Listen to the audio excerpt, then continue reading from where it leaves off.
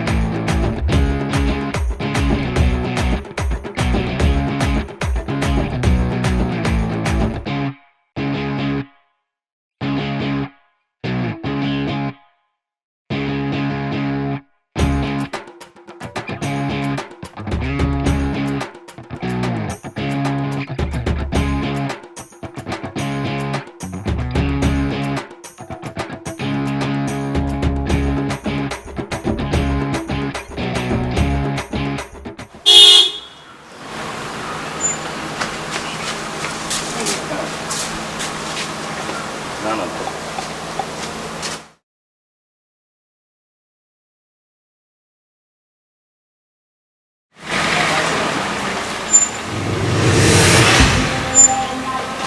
ঠিক আছে।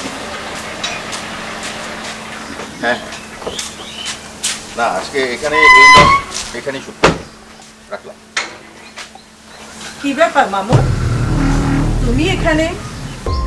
আমার মেয়ে কোন নতুন ছবি শুটিং করছে, তার গন্ধে বুঝি তুমি ছুটে এসেছো? ঠান্ডা লেগেছে তো, তাই নাকে তেমন কোনো গন্ধ পাই না। মা, তুমি এদিক ওদিক কেন তাকাচ্ছ? চলো মেকআপ রুমে চলো। হ্যাঁ ম্যাডাম, আমরা নিচে শুটিং করতেছি আর আপনারা উপরে শুটিং করতেছেন। ও, তোমাদের ওই যে গেও ভূত পেতনি কি জানো নায়িকাটা? ওর নাম আলতা।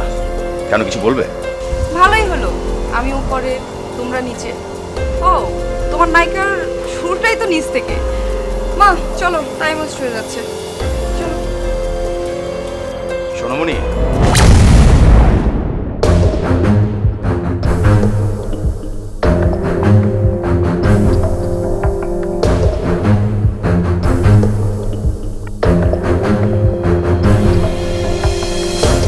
তোমার কথাটার উত্তর নিয়ে যাও।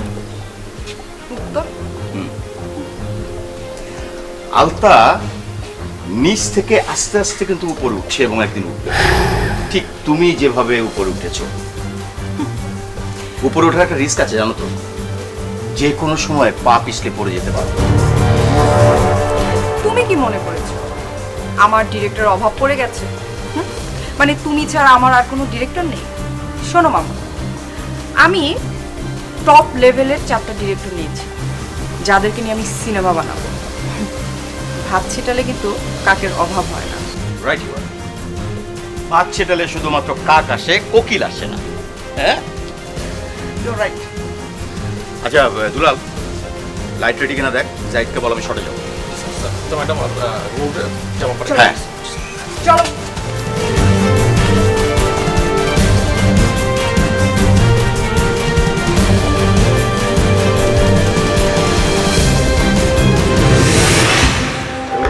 আরো এখন গাড়িতে উঠো। কেন গাড়ি তুলবো কেন? আজকে তোমাকে নিয়ে আমি ড্রিঙ্ক করবো, আমার অনেক দিনের ইচ্ছে। শোনো, পৃথিবীতে সব ক্রিয়েটিভ কাজ নষ্ট হয়ে যায় এই মদ্যপানের জন্য। তার মানে কি পৃথিবীতে যত ক্রিয়েটিভ মানুষ আছে কার কি কখনো মদ্যপান করেনি? সেটা প্রমাণ কি তুমি দিতে পারবে? শোনো, ভুরি ভুরি উদাহরণ আছে, এখন তোমাকে নামটা না হয় নাই বললাম। এই যে আমি তোমার সাথে একটু ড্রিঙ্ক করতে চাইলাম আর তুমি আমাকে এতগুলা কথা শোনায় দিলে। মদ্যপান এমন একটা জিনিস, মানুষ মদ্যপান করতে করতে করতে করতে একসময় মদ্যই তাকে পান করে ফেলে। তখন কি হয়? সেই মানুষটাকে আর খুঁজে পাওয়া যায় না। আবার তুমি সিরিয়াস হয়ে গেলে। তো এখানে সিরিয়াস না হওয়ার তো কিছু হয়নি। আরে বাবা, নায়িকারা তো একটু একটু ড্রিঙ্ক করবেই, এটা তো সোশ্যাল মোমেন্ট। আর তুমি এটাকে মদ্যপান বানিয়ে ফেলছো। যত ক্রিয়েটিভ কাজ নষ্ট হয় এই সোশ্যাল মোমেন্টের কারণেই। ওকে বেবি, কুল। শোনো, আমি চাই তুমি অনেক বড় হও, অনেক উন্নতি করো, অনেক বড় নায়িকা হও। আমি তোমার বিশ্বাসের মর্যাদা রাখবো। গুড। তাহলে আমাকে আজকে কথা দিতে হবে, কারো প্ররোচনায় পড়ে তুমি এখন থেকে আর ড্রিঙ্ক করবে না। ওকে? আচ্ছা ঠিক আছে। Thank you. আচ্ছা, তুমি সব সময় আমাকে এরকম জ্ঞান দাও কেন বলো তো? এই যে ভালো কথা বললেই তোমার কাছে জ্ঞান মনে হয়। আমি জ্ঞানটা দিলাম কোথায়? আমি আমার লাইফের কিছু এক্সপিরিয়েন্স তোমার সঙ্গে শেয়ার করলাম, যাতে তোমার গায়ে অন্তত কাদা না লাগে। তুমি আমার অনেক ভালো চাও, তাই না? এতদিনে বুঝলা? ঠিক আছে, যাও, তুমি যাও যাও। ঠিক আছে। বাই। Okay, bye baby. কালকে দেখা হচ্ছে। ওকে, টেক কেয়ার। ইউটিউব।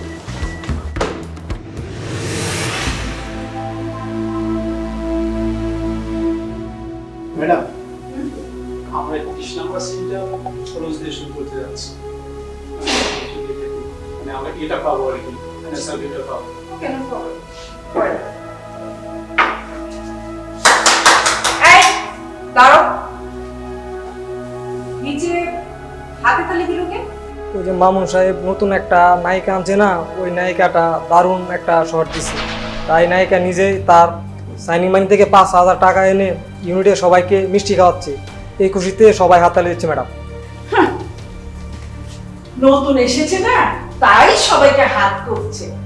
আমার সোনামণি তো কাউকে হাত করতে হয় না, আমার সোনামণি তো একটা জ্বলন্ত প্রতিভা। এই, ওই পেতনিটা যে ভালো শট দিয়েছে সেটা তোকে কে বললো? সবাই ম্যাডাম, আমি নাস্তা আনতে যাওয়ার সময় একটু দাঁড়িয়ে দেখেছিলাম।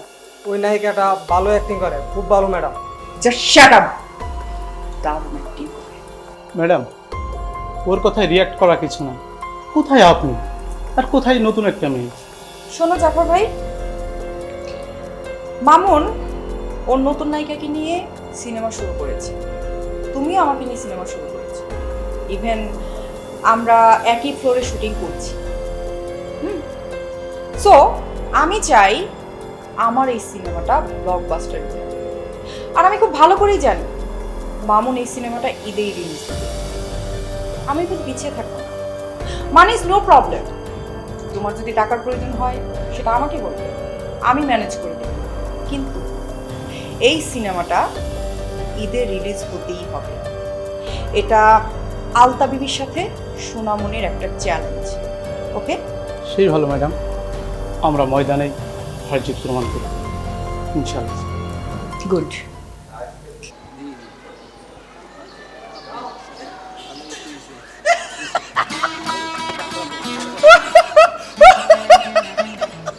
ভাই, আরে কি হয় না, একটু আইডিয়া লই, তারপর কথা বলি, একটু হাসেন।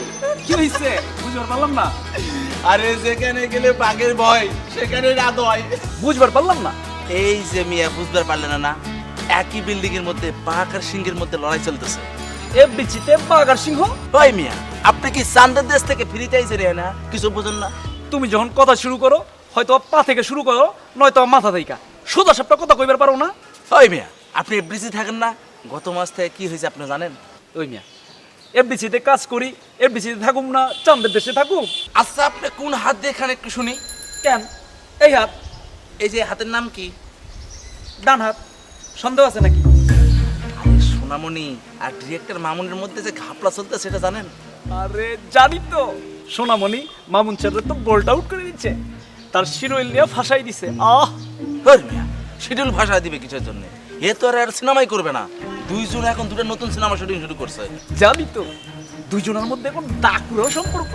এই জন্যই তো দুইজনের দুটো নতুন সিনেমা একই বিল্ডিং এ শুটিং চলতেছে।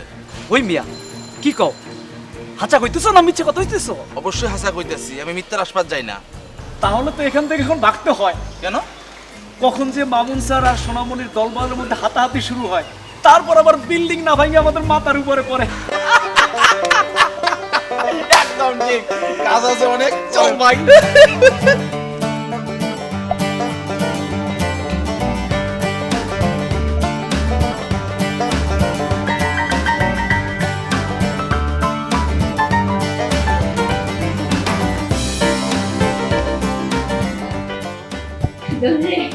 কাজল, তোর জন্য আমার কপালে এত সুখ লেখা ছিল রে মা।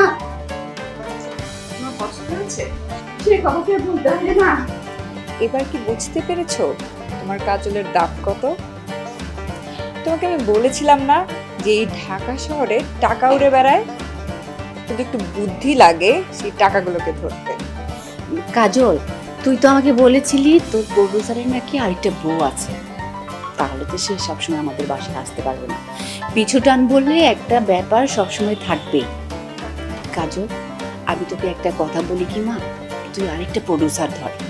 একটা প্রডিউসার ধরেই যেহেতু আমাদের এত কিছু হয়েছে, দু চারটা ধরলে আমাদের আর কোনো কিছুরই অভাব হবে না। তখন আমাদের চারপাশে শুধু টাকা আর টাকা, টাকা রাখার জায়গাই পাবো না। মা, তুমি একদম চিন্তা করো না, একবার খালি আমার সিনেমার মোহরটা একবার হতে দাও। হিরোইনের ট্যাগটা আমার গায়ে লেগে গেলেই আমি দেখবো এই শহরে কত বড় লোক আছে। বুঝো না, 4 টাকার জিনিসকে 40 টাকা করতে হলে তো সার্টিফিকেট লাগে। একটা কাজ কর, তুই তোর প্রডিউসারের সাথে কথাবার্তা বলে যত তাড়াতাড়ি পারিস সিনেমার কাজটা শুরু করে দে রে মা। অনেক কষ্ট করেছি, আর কষ্ট সহ্য হয় না। এখন একটু আমি টাকা পয়সার মুখ দেখতে চাই রে মা। আমিও আর পিছনে ফিরে তাকাবো না মা, সামনে আগানোর জন্য যা যা করা দরকার আমি সবই করব। এখন থেকে আমি শুধু সামনের দিকেই দেখব। কাজল রে, সেই কথা ভেবে তো আমার রীতিমতো নাচতে ইচ্ছে করছে। আরে তুমি কি নাচবে মা? নাচবো আমি, নাচাবো আমি। ঠিক বলেছিস কাজল, একদম ঠিক বলেছিস। কাজল রে, তোর মতো যদি আমার এত বিদ্যা বুদ্ধি থাকতো তাহলে আমি কি করতাম জানিস? তোর বাবার চোখ ফাঁকি দিয়ে কত কিছু করে বেড়াতাম। তাই বলছি কি মা, আমি যেটা পারিনি তোকে সেটা পারতে হবে। আরেকটা কথা শোন, যখন তোর অনেক টাকা পয়সা থাকবে, টাকায় কিন্তু সব ময়লা ধুয়ে যায় জানিস তো। তখন কি হবে, তোর পাশে আরো 8-10টা বড়লোক এসে দাঁড়াবে। তারা সব কিছু বুঝলেও মুখে বলার সাহস পাবে না, বুঝছিস? মা শুনো, আমার বড় হবার জন্য যা যা করা দরকার আমি ঠিক তাই করব। আমি আর পিছনে ফিরে তাকাবো না, এখন আমি শুধু সামনের দিকে তাকাবো। আচ্ছা, তুমি আর কত দেখবে? এখন যাও, ফ্রেশ হও, ওই যে ওইদিকে তোমার রুম।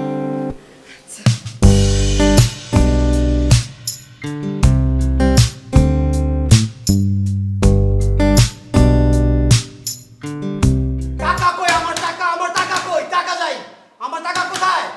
এখন আমার হাতে টাকা আছে নাই। কি হয়েছে? চিল্লাচ্ছ কেন? টাকা লাগবে তোমার? তোমার টাকা লাগবে, মদ লাগবে, আর কি কি লাগবে তোমার? এই বয়সে একটা মেয়ে ঘরে থাকলে একটা বাবা কি খোঁজে? একটা ভালো পাত্র যার হাতে মেয়েকে তুলে দিবে। আর তুমি কি খোঁজো?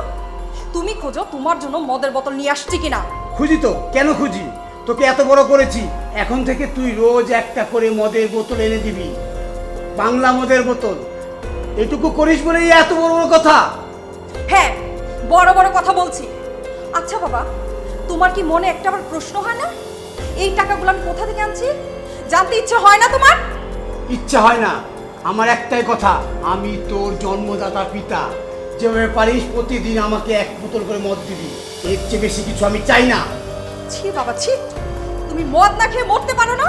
হ্যাঁ, তুমি জানো প্রতিদিন আমার কিভাবে টাকা ইনকাম করতে হয়? তোমার মদের কারণে আমার কত নিচে নামতে হয় সেই খবর তুমি রাখো না। তোমাকে না আমার বাবা মতো ঘৃণা হয়। ওয়ান্ডারফুল ওয়ান্ডারফুল, খুব ভালো হয়েছে। হাই প্রোডাকশন, 5,000 টাকা মিষ্টি নিয়ে এসে এক্ষুনি। ম্যাডাম তুমি ম্যাডাম, সিনেমার নায়িকা হয়ে আজকে আমার শুটিংয়ের প্রথম দিন, তাই মিষ্টি খাওয়াইতে আসলাম। এটা নিশ্চয়ই মামুনের বুদ্ধি।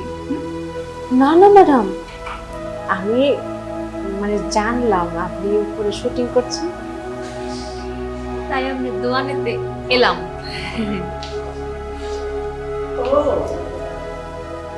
তা আমার সোনামণি তোমাকে কি বলে দোয়া করবে? তুমি অনেক বড় হিরোইন হও, আর আমার সোনামণি অনেক ছোট হিরোইন হয়ে যায়। যাও যাও, তোমাদের এই মিষ্টি এখানকার কেউ খাবে না। এ কেমন কথা আন্টি? শুনুন, কেউ কারো দোয়াতে এই পজিশন কেড়ে নিতে পারে না। আর ও যদি বড় হয়, ও আর যোগ্যতাতে বড় হবে। আলতার যদি যোগ্যতা থাকে, শুধু সোনামণি কেন, বাংলাদেশে আরো অনেক নায়িকা আছে, আলতা সবাইকে ছাড়িয়ে যাবে। ও, তুমি কি তাহলে এই কথা বলার জন্য এসেছো? না, আসলে মেয়েটা খুশি হয়ে আপনাদের মিষ্টি খাওয়াতে এসেছিল। তবে আন্টি, আপনারা যদি কোনোদিন আমাকে মিষ্টি খাওয়ান, তখন কিন্তু আমি আপনাদেরকে ফিরিয়ে দেব। হ্যাঁ, আমি তখন ছোট হব না বড় হব মনেই করব না। আর ভাইয়া, এই মিষ্টিগুলো রেখে গেলাম, খেয়ে প্লেটটা নিচে দিয়ে আইসেন, ঠিক আছে? রাখ। শুনুন আন্টি, আমরা প্রোডাকশনে কাজ করি, আমাদের ভালোবেসে যদি কিছু খেতে দেয় তাহলে আমরা ফিরিয়ে কেন দেবো আন্টি? ও তাই না? হ্যাঁ আন্টি, এটাই ঠিক। কিছু মনে করবেন না ম্যাডাম, আমি ওনার অভিনয় দেখেছি, উনি একদিন অনেক বড় শিল্পী হবে। এই চুপ, একদম চুপ। ওই আলতা বিবিকে নিয়ে আমি আর একটা কথাও শুনতে চাই না। জাফর ভাই, তুমি শুটিং শুরু করো। Okay madam. প্রোডাকশন, বাইরের কোনো লোকজন এই সেটা না ঢুকতে পারে, ঠিক আছে? যাই, ক্যামেরা।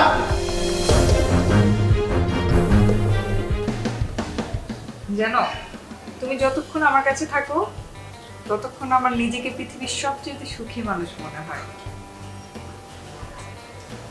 তাই? একদম। তোমার বিশ্বাস হয় না? হ্যাঁ।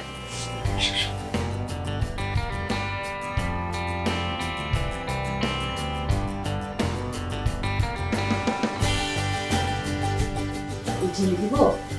ঝিলি পারবেন আপনি? পারবে না মানে? 100% পারবে। মাকে তো আমি অনেক আগেই ট্রেনিং দিয়ে দিয়েছি যে কিভাবে মদের বোতল থেকে গ্লাসে মদ ঢালতে হয়, তাই না মা? না থাক, আমি আর কাজল ঢেলে নিতে পারবো। হ্যাঁ, আমি বুঝেছি। আসলে 18 বছরের হাতে ঢেলে দেওয়া মদ আর 32 বছরের হাতে ঢেলে দেওয়া মদ তো আসলে একরকম নেশা ধোয়াতে পারবে না। এই কাজল, তুই একটা কাজ কর, তুই ঢেলে দে, আমরা বাইরে যাই। বলছি, ডাকিস না, কিন্তু